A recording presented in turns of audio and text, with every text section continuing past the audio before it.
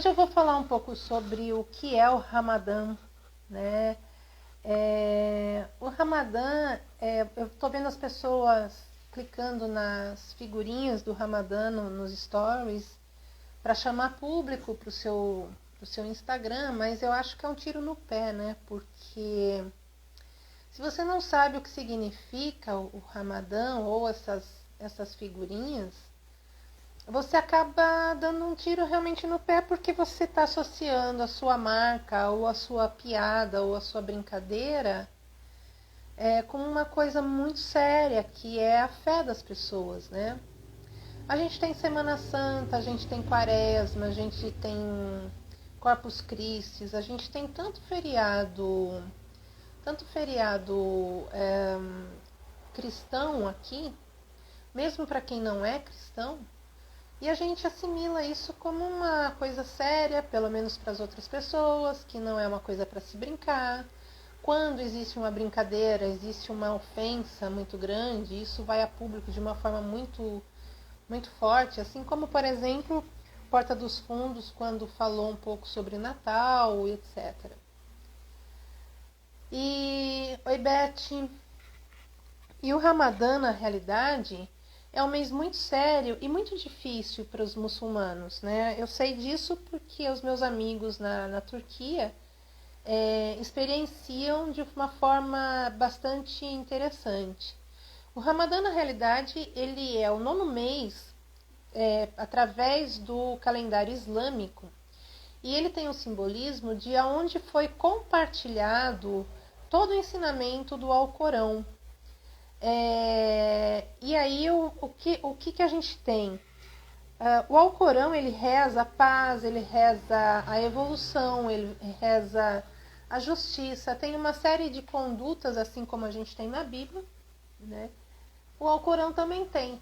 Então, durante 30 longos dias, do nascer do sol ao pôr do sol, não se come absolutamente nada, é jejum. Na Turquia ainda você consegue tomar água ou chá, porque é líquido, mas nada que é sólido a gente pode comer. Isso não faz menção aos turistas, tá? Porque na Turquia é um país muçulmano, mas ele é extremamente flexível e ele é laico. Então o cristianismo ele está muito inserido, extremamente inserido na Turquia. Então, a gente encontra ainda restaurantes abertos, a gente encontra uma série de opções para turista e para quem não é muçulmano. Mas não a grande maioria como a gente tem fora do Ramadã. E aí nós temos uma coisa muito peculiar e muito bonita, que depois do pôr do sol, nas ruas próximas a mesquitas, nos bairros, ficam mesas longas, assim, uma mesa grudada na outra, e todo mundo que fez a comida dentro de casa leva para servir e para dividir com todo mundo. Então é um coletivo, né? É aquela sensação de o que é meu é seu e é muito legal. Então, e são festas maravilhosas, aí tem música, o pessoal canta em agradecimento, o imã faz da mesquita as palavras deles antes da comida. Então eles comem durante a noite, né? Só que isso não para o trabalho, não para, o meio de vida deles não para, simplesmente entra o Ramadã, tá? E aí entra o jejum e eles vão trabalhando e continuando a vida deles. Nós temos uma coisa interessante que, diferente do Brasil, quando a gente faz jejum, a gente faz o jejum da comida. Então eu vou fazer algumas horas de jejum e nunca 30 dias. Só que esse jejum do Ramadã, ele é um jejum de comida durante 12 horas, são 30 dias, tá? São 30 dias de jejum, mas do nascer do sol ao pôr do sol. Então a comida deles é à noite. E é uma festa, é muito legal. E cada comida é maravilhosa. Para os turistas não tem problema isso, tá? A gente consegue se manter comendo durante o dia sem problema nenhum. Porque, como eu disse antes, a Turquia é um país laico. Então, a gente tem uma estrutura cristã muito grande, tanto que ali nasce o cristão ortodoxo, né? Então, quando o Ramadã ele inicia, as pessoas fazem um jejum espiritual, mental e físico, tá? Durante essas 2 horas, essas 12 horas de não comida, né, do nascer do sol ao pôr do sol, supõe-se que a pessoa esteja também se indagando aonde errou consigo mesma, com as outras pessoas. Oi, Clá, tudo bem? E aí faz um jejum espiritual e mental além do físico.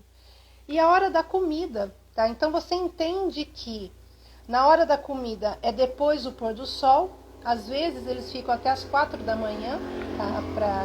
Para fazer a comida do dia seguinte, porque ao nascer do sol não se mexe na comida, né?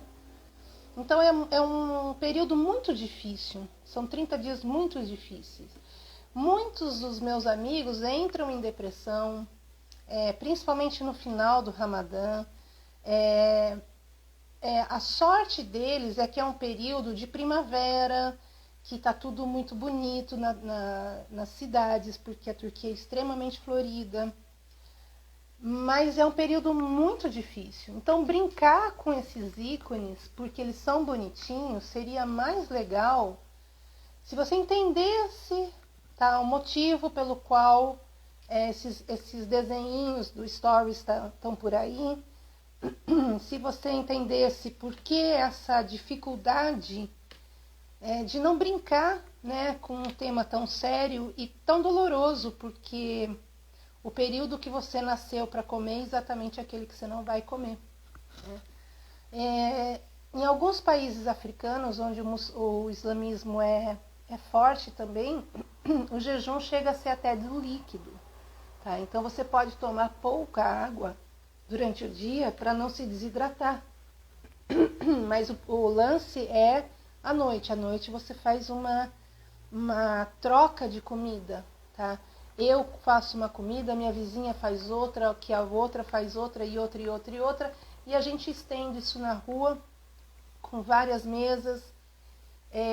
Em Sultanahmet, na região de Topkapı e da Mesquita Hagia Sofia e Mesquita Azul, essas mesquitas, elas, nos pátios delas, ficam várias mesas, várias pessoas comendo. Mas a gente tem que entender que, mais uma vez, a Turquia ela não ela tem maioria muçulmana, mas ela é laica. E nós temos muito do cristianismo ortodoxo dentro da Turquia, principalmente em Istambul, tá?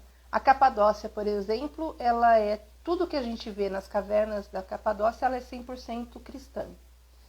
Então, quando a gente tem essa mescla, obviamente que os restaurantes não param, não todos, principalmente os restaurantes de propriedade cristã.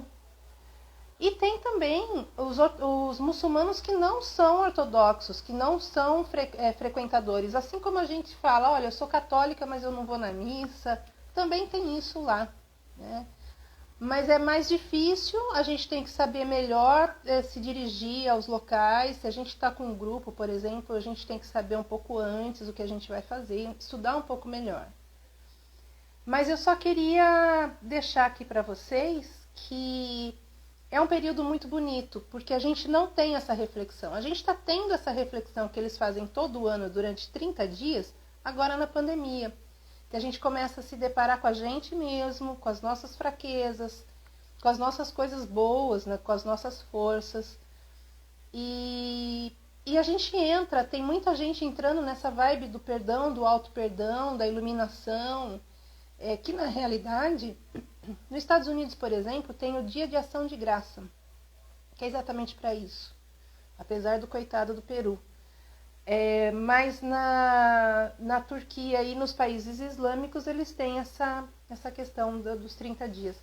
E é legal, por exemplo, que esses 30 dias eles duram na realidade, ciclos lunares. Eles são contados pela lua, porque o calendário islâmico é contado pela lua. Tá?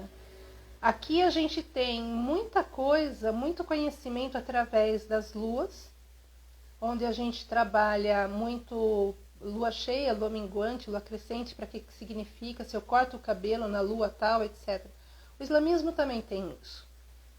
Então, antes da gente falar alguma coisa meio chata sobre o tema ou errar na postura de colocar essa figurinha do Ramadã, vamos entender um pouco, né? Porque cada cultura ela é tão bonita, tanto quanto a nossa, não existe forma de comparação, a gente não pode comparar uma cultura da outra, a gente não vive outra cultura, a gente pode passear por ela, mas o respeito é a única forma que a gente entende para também ser respeitado.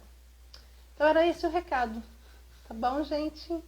Agradeço quem veio por aqui, vou deixar isso gravado, tá bom? Um beijo!